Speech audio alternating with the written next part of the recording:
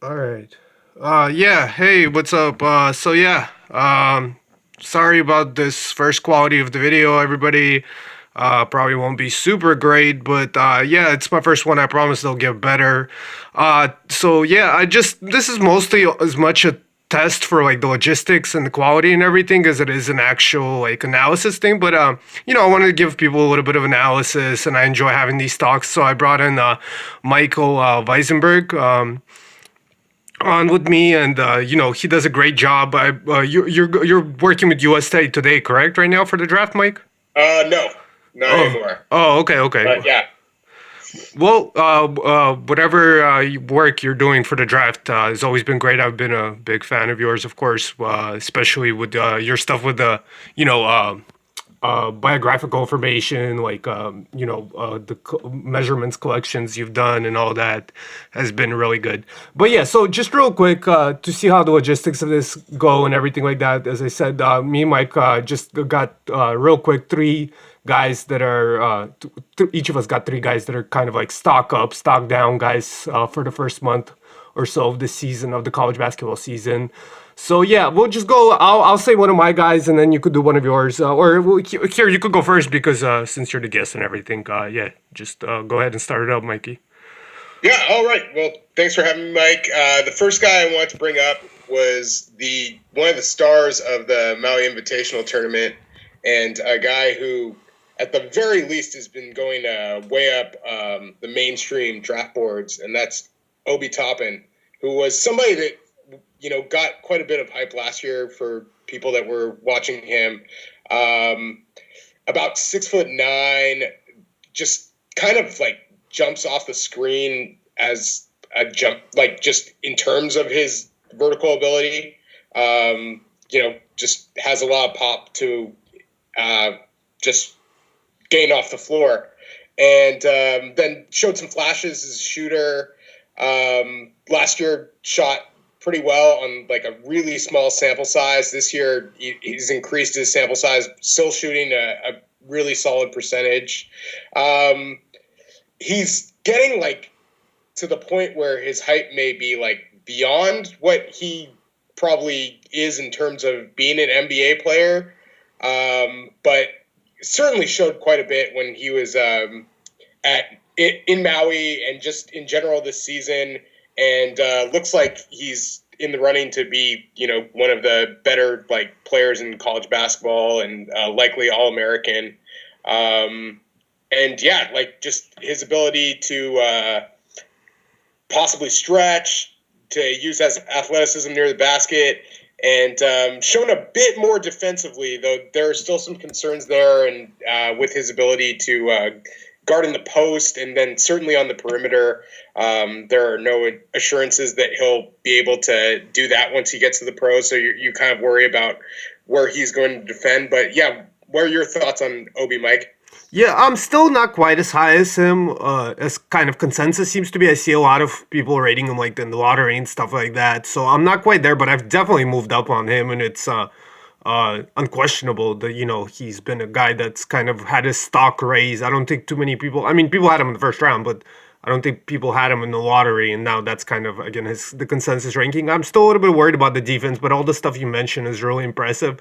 I think you brought this up on Twitter in our chat as kind of comparing him to Derek Williams, and I think there's some definitely. I think it's a pretty solid comparison. There's definitely merit to that, and kind of shows you why maybe I'm not as high on him. But also to his credit, on the other hand, I think what kind of separates him from somebody like Williams, and you could even say kind of makes him almost comparable to somebody like a Blake Griffin almost. I mean, there's definitely I think Griffin is more talented, and Toppin is kind of a little bit of a poor man's Griffin. But yeah, what separates him from somebody like Williams is the passing and IQ is moving the ball and just being in the right spaces and just general awareness.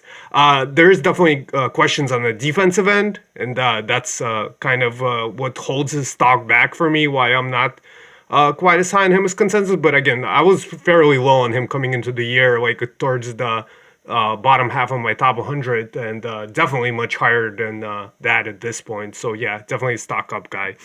But yeah, do you have any other comments on top? And I think we should just move on to the next guy. Yeah. We can just move on. Yeah, so the guy I'll say I'll do my stock down guy is Wendell Moore. Just watching this video of Moore on screen here a second ago, but now we're moving on to him, and now we're going to top on video. But whatever, what's it called? Yeah, more just I had him like near lottery or maybe even in my lottery in the preseason, and he's definitely not lived up to that. Now, I did always kind of see him as a guy who has kind of a weird game, like the way he contributes in kind of a variety of ways off ball, hustle plays. He was almost like a 6'6" center. Kind of like a center in the body of a guard, but just such a smart player, and really good feel again for those cuts, runouts, putbacks, and stuff like that. That I always kind of worried that maybe his game doesn't translate to higher levels, and so far it definitely hasn't. I haven't totally like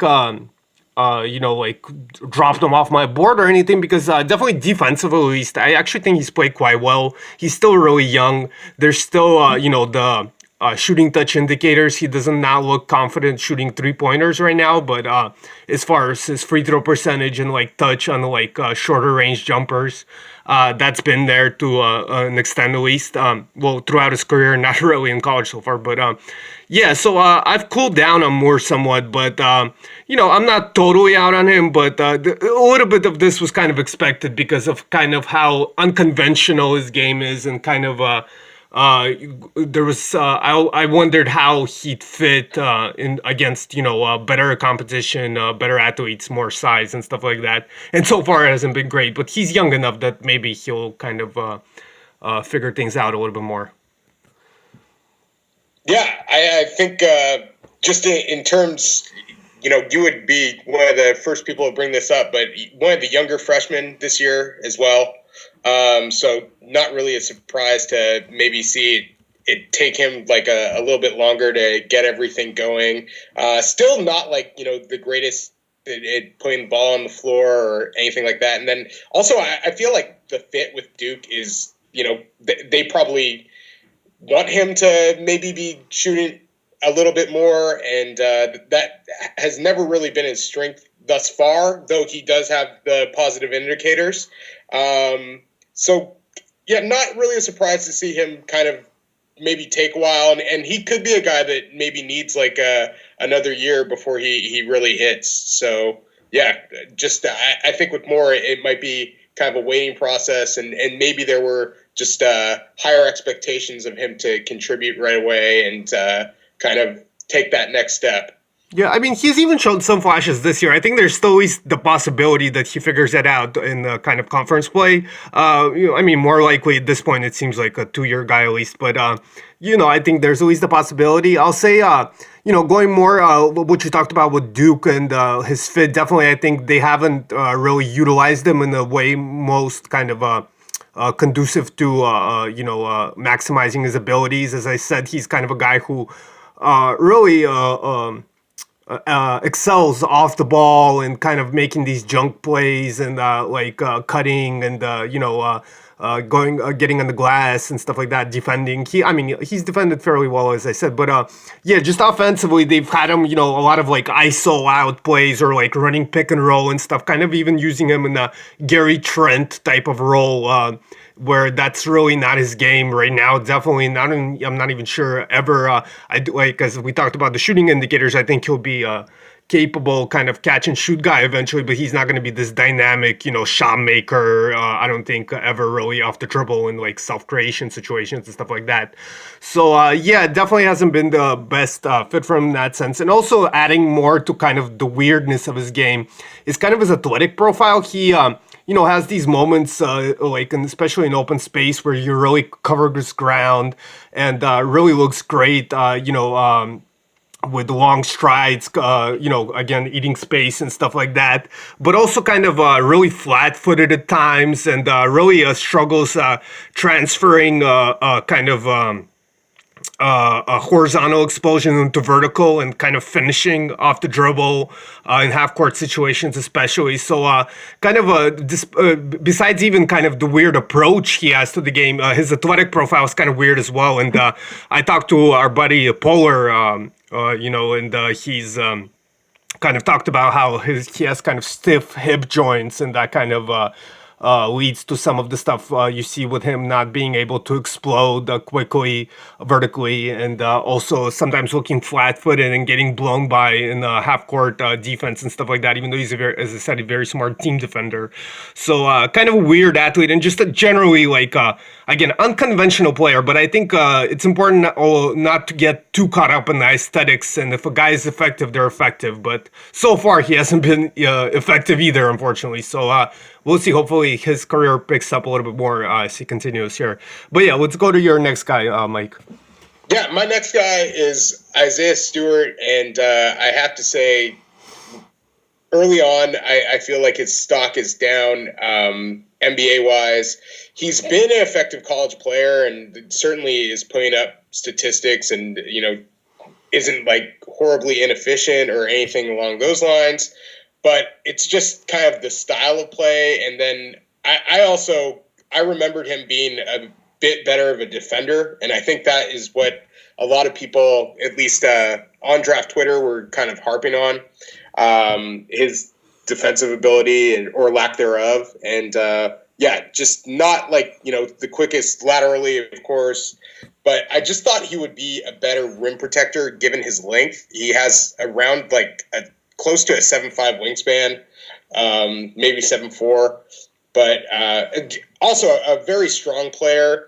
And I got to see him against Gonzaga, and obviously they have a bunch of really good big guys. Washington's zone in general struggled, and obviously Stewart is in the middle of that zone as the center there. But yeah, he just really had a tough time protecting the rim. And I could see that carry on forward. Also, offensively, he's been pretty much relegated to the post. And you just don't really that's a really old school way of it's not modern as far as, being a modern center in the NBA. He certainly has some shooting upside. Hasn't shown a lot of it yet, but against Gonzaga, he was 6 of 7 from the field, 9 of 10 from the line. Even had a nice baseline jumper that kind of got a shooter's bounce and went in. But yeah, just kind of that old school center feel to him, and not really an above the rim guy. Has a lot of trouble getting off the floor without a running start, and just not sure how translatable he is as an NBA center beyond possibly being maybe a third big. So that's a bit concerning for a guy who was projected to be around the lottery, and maybe slipping a little bit as the season progresses due to the potential issues with his fit at the next level. Yeah, I mean, honestly, I kind of had Stewart around the same place I have him now because I was lower on him to begin with, and this has been pretty much what I expected. But you're definitely right that a lot of people had him in the even top 7. If I remember correctly, in the preseason, and I think most people would agree that he's not a top 7 prospect in this class right now. So yeah, I definitely agree with that. Mark Few just really, really did a great job prepping Gonzaga for that zone and using Tilly and Watson and their great passing bigs to, initiate offense from top of the key and kind of stretching out that zone and forcing Stewart to make decisions quickly as a rim protector and stuff like that. So Gonzaga did an incredible job, but definitely Stewart struggled in that game defensively. And I think at this point, I think for him to really live up maybe to his expectations, he would have to become a really, really skilled shooter, because he does have I believe career low 70s free throw percentage. He hasn't shot a lot of threes yet, but he's very young, and I think maybe that's kind of would be his way to upside if he becomes this great shooter along with that length and strength he has inside. But I don't know how likely that is. Like, I think there's a good chance that he'll shoot threes at one point, but I don't think he'll ever be like a highly prolific shooter, even in comparison to other fives. So, yeah, we'll see how that happens. But I mean, honestly, I got to give myself credit for this one. I kind of this is kind of how I imagined it in the preseason. But you're definitely right that for many people he's dropped. But yeah, next guy Just one last thing with Stewart. He's shooting close to 76% right now, so at least some decent shooting indicators combined with his EYBL numbers. Every time I had seen him, he stood out to me. And I think that was a large part of it. I think in the All-Star setting, he practiced really well. And like at USA Basketball minicamp, like the past couple years, he was like one of the major standouts. So I think that's maybe why some of the people were as high on him as they were, just kind of giving some context there. But yeah, good call, because I think he's right around where you had him initially. Yeah, I mean, there's no doubt he plays really hard, and like when you kind of show him like kind of in context with guys, no disrespect to them, but like Vernon Carey and James Wiseman, who maybe don't always play with like a highest level of intensity and competitiveness. It kind of, I feel like, helped them stand out in those settings. But the next guy I want to talk about, I'll do this one quick because he still kind of hasn't played a huge amount of minutes, and right now he's on the screen. E.J. Liddell for Ohio State, and Ohio State has been like a dominant, absolutely like destroying everybody in their way right now. So I do think that kind of helps. Chris Holman has done an absolutely incredible job with that team this year, but they've really come together as well, like on the court. Kind of playing bigger than the sum of their parts. So I think obviously to that some extent that's helped Liddell also, but I think just his athleticism, his strength, his intensity, his awareness for a freshman, and some budding kind of perimeter skills. He shot some threes. He's shown some ability to make, mid-range shots, even though a lot of the ones I've seen kind of like post-up fadeaways, but they were still like 12-foot shots where the mechanics looked solid, and he had pretty solid touch, and just plays so hard, moves his feet well for a guy who, plays a lot of five at the college level, obviously very switchable. He's like for those maybe not as familiar with his game, he's like a 6'5", 6'6" guy who's mostly a center at this point.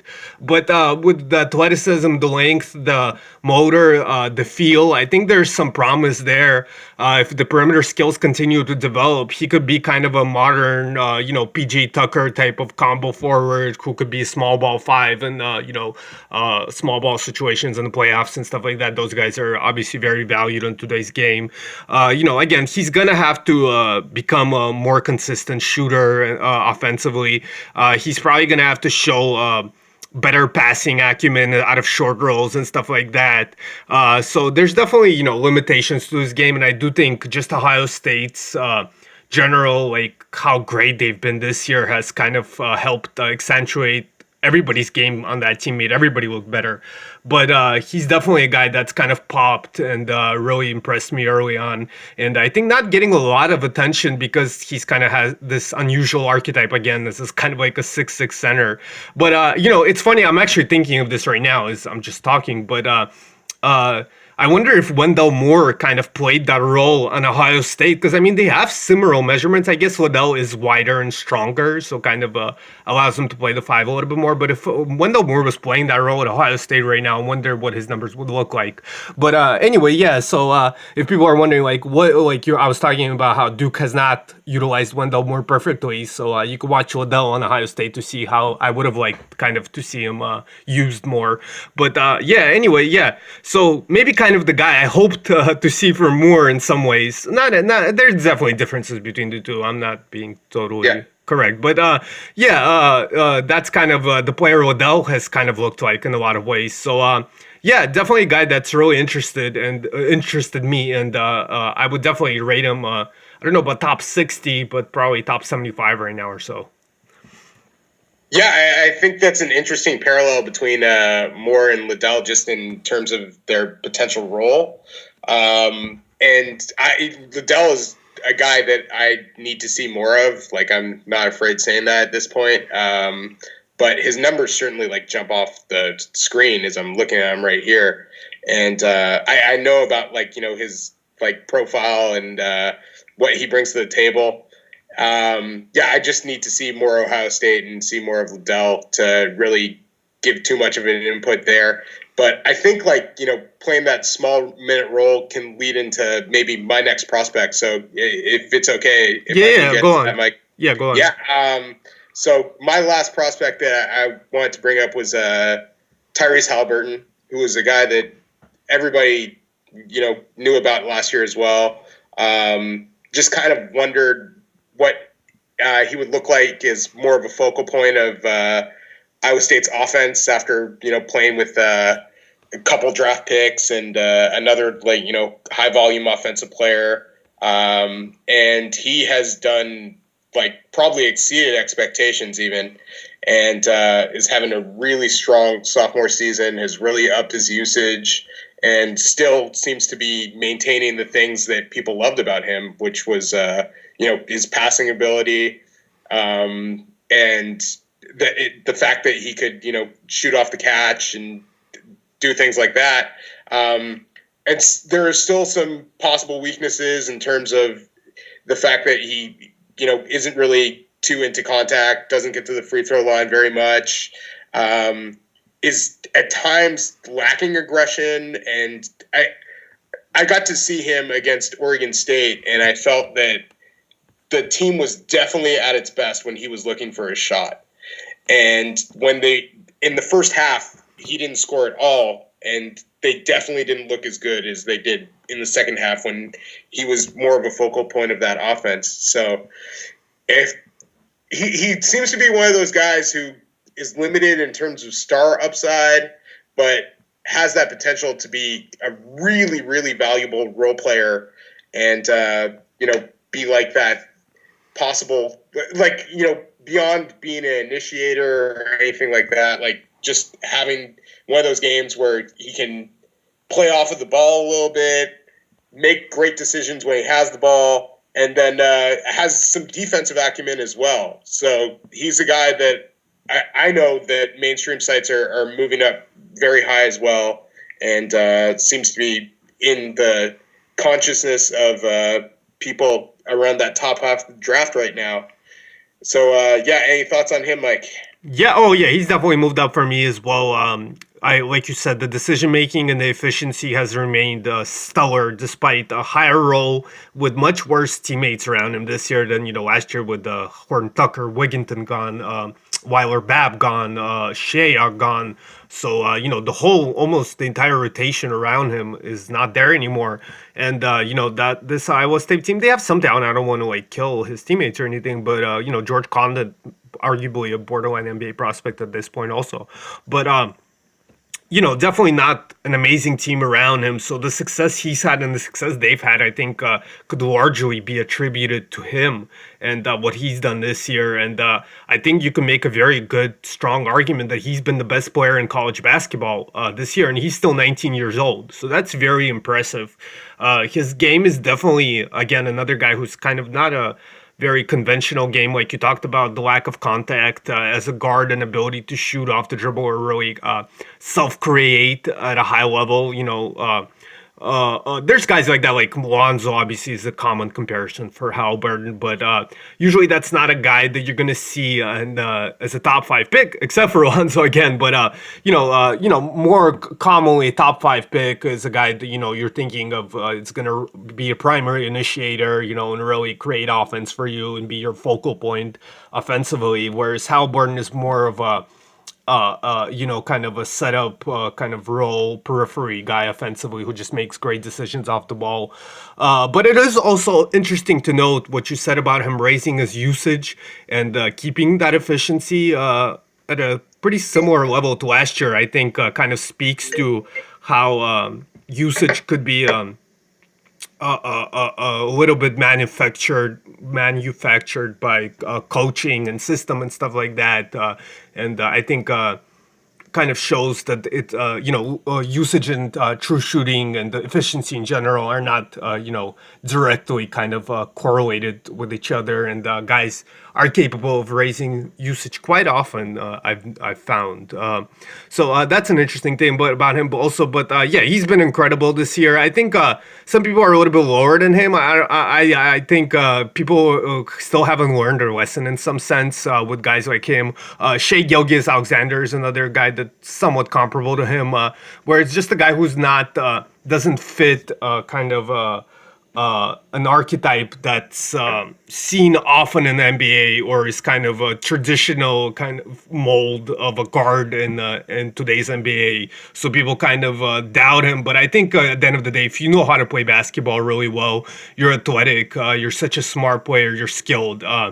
I think those guys find a way to succeed, and we've seen Shea really blow past his draft expectations. Lonzo has had some injury issues, but when he's been healthy, he's played well as well. So, I think he deserves to be, I mean, even as high as maybe, I don't know about quite top 5, but right outside like that area, I think he's deserving to be looked at this stage, and definitely has risen on my board, and I think on most people's boards. Yeah, just one last thing with Halliburton is, and this goes to your mention of usage kind of carrying over, like, a guy taking on more usage and or a low usage player still kind of maintaining their solid statistical or efficiency when they are a higher usage player. Like that seems to be a correlation that I have talked to people who do analytics, and that just seems to be something that they've found is the case. And for instance, like when Kevin Pelton did his draft rankings last year, Halliburton was really, really high, and everybody pointed to his usage for the most part, like, and said, oh, well, and also, the fact that he has trouble creating off the dribble and doesn't really get to the free throw line, and all those things that kind of limit his star upside, supposedly. But at the same time, he's managed to be even better with a higher usage. So, yeah, he just kind of goes to show that in terms of analytics and everything like that, just what they've found in terms of low usage people kind of maintaining their efficiency when they're given higher usage roles in many cases. Yeah. I mean, I don't want to mislead people. There's definitely people that just don't have the skill or athleticism or whatever to really be able to play a high efficiency, effective role with higher usage. Or some guys just it would kind of hurt the team's offensive upside to give them a higher usage. So there's definitely reasons why coaches, give certain guys the ball less and stuff like that. And Halliburton has definitely added some skills this year that have kind of allowed him to, it's not just like he's the same guy as last year and it's just so easy. He's added more consistent pull-up game. He's added better, finishing ability off the dribble, half-court creation, worked on his ball handling somewhat, and so forth. But definitely in many cases, I think people overrate the value of usage at times, and think that it's so important to have to be able to self-create and show the ability to carry a heavy usage. But a lot of guys are capable of carrying a heavy usage if given the chance. But anyway, the last guy I'll talk about is Patrick Williams for Florida State. And this is a guy who I didn't even have top 100 in the beginning of this year. So, for every Stewart, I have a guy that I completely fucked up on, like Williams. And he's really improved even since AAU. Watching him in AAU, he's I think he was maybe 6'7", 210 in AAU, something like that. Now Florida State has him as 6'8", 225. Maybe I know he was listed even smaller in AAU than 210, but I think he was maybe 200 or something. But yeah, he's definitely gained a good amount of weight. Looks really big and thick and strong out there, and again grew probably about an inch since then also, and really showing a lot better feel for the game on both ends, especially defensively in that Florida State system that's so aggressive and trying to create turnovers, getting in the passing lanes, trapping guys, kind of pressuring ball handlers. He's done really, really well as a really young freshman, only a couple weeks older than Wendell Moore, I believe.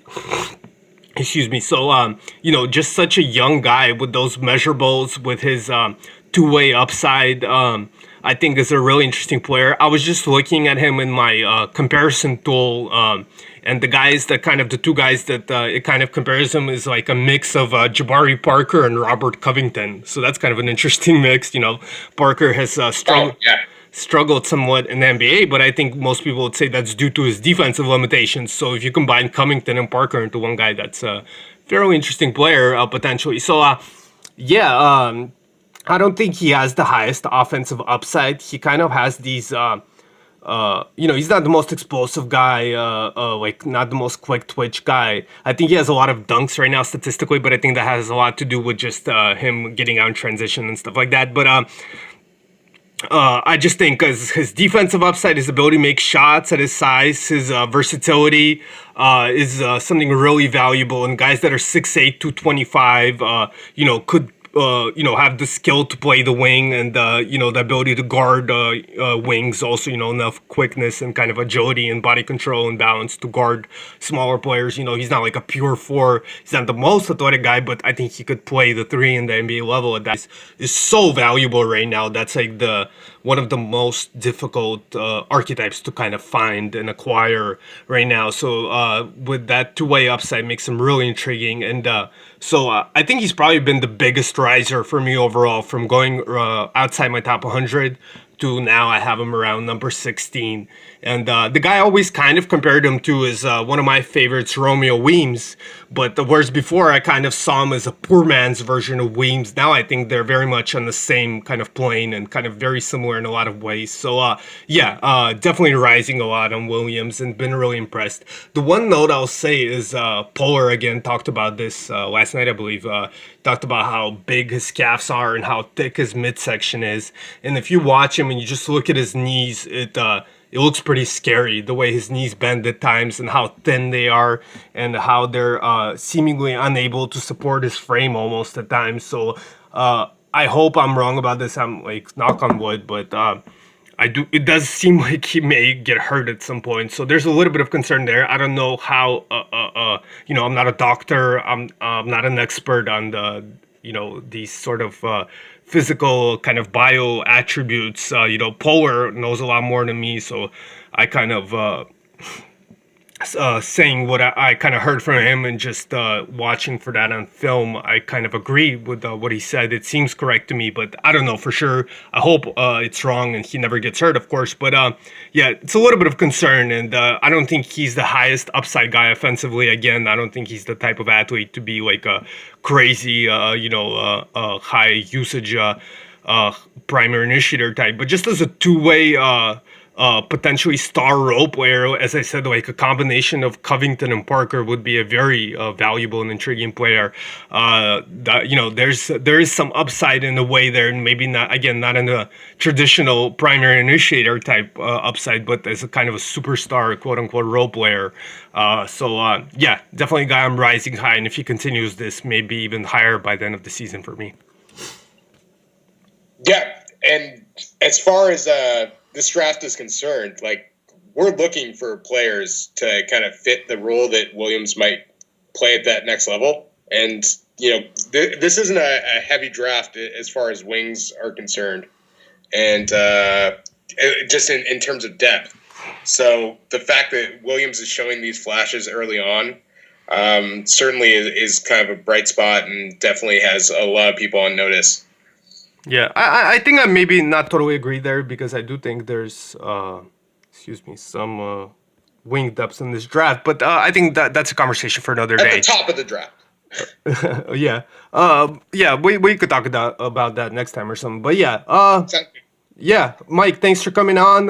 We'll see how this goes. Hopefully it works out. I'm going to try to keep improving these videos. I try to do a little bit better with the visuals this time instead of me kind of pointing the camera at the floor like the last video. But I'll try to think of something even better than me holding the phone to my computer screen. So yeah, thank you so much again, Mike. And yeah, hope you guys enjoy this. And I'm going to try to continue making these videos as good as possible and putting out content.